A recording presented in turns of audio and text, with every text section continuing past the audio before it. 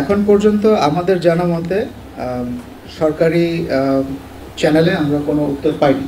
এটার আরেকটা তাগিদপত্র দেওয়া হবে, আবার জানানো হবে যে আমরা এটার জন্য উত্তর এক্সপেক্ট করছি। গতকালকে এই কূটনৈতিক পত্রটা হস্তান্তর করা হয়েছে এবং এখন পর্যন্ত আমাদের জানা মতে সরকারি চ্যানেলে আমরা কোনো উত্তর পাইনি। আপনি যেটার কথা বলেছেন এগুলা মিডিয়াতে এসেছে, স্পেকুলেটিভ। এই মুহূর্তে এটা নিয়ে কোনো মন্তব্য আমরা করব না, বরঞ্চ আমরা অপেক্ষা করব ভারত সরকারের উত্তরের জন্য। সেই উত্তরের উপর ভিত্তি করে বাংলাদেশ সরকারের পরবর্তী পদক্ষেপ নির্ধারিত হবে। আপনারা যদি এক্সট্রাডিশন ট্রিটিটা দেখেন, আমি যতটুকু মনে করতে পারি এখানে কোনো টাইম লিমিট মেনশন করা নাই। সুতরাং এটার উত্তর পাওয়ার জন্য ভারত সরকারের পক্ষ থেকে উত্তর আসার জন্য আমাদেরকে অপেক্ষা করতে হবে। আমরা একটা সময় পর্যন্ত নিশ্চয়ই দেখব, যে কোনো জিনিসের উত্তর দেওয়ার একটা স্বাভাবিক সময় আছে। যদি সেই সময়ের মধ্যে উত্তর না আসে তাহলে এটার আরেকটা তাগিদপত্র দেওয়া হবে, আবার জানানো হবে যে আমরা এটার জন্য উত্তর এক্সপেক্ট করছি। কিন্তু এখন যে পর্যায়ে গতকালকে মাত্র দেওয়া হয়েছে, এর পরবর্তী পদক্ষেপ কী হবে এটা এখনই বলা। এই অনুরোধপত্র পুরো প্রক্রিয়ার একটা অংশ।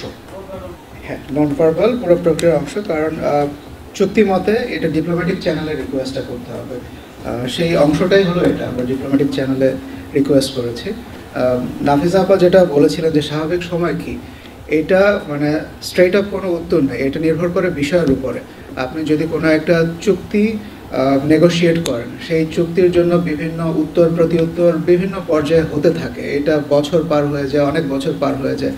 আবার অন্য কোনো একটা বিষয়, ধরেন আপনি যদি কোনো একটা কনসুলার অ্যাক্সেসের জন্য রিকোয়েস্ট করেন, সেটারও তো একটা টাইম ফ্রেম আছে। আমি যদি 5 দিন বা 7 দিনের মধ্যে এই রিকোয়েস্টটা অ্যাকসেপ্ট না করি বা এটা যদি আমি কমিউনিকেট না করি, তাহলে তো খুব বেশি গুরুত্ব থাকে না।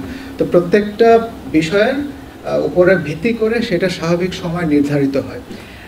আপনারা নিশ্চয়ই অনুধাবন করছেন যে আমরা যে বিষয়টা নিয়ে কথা বলছি সেটা অত্যন্ত সংবেদনশীল একটা বিষয়।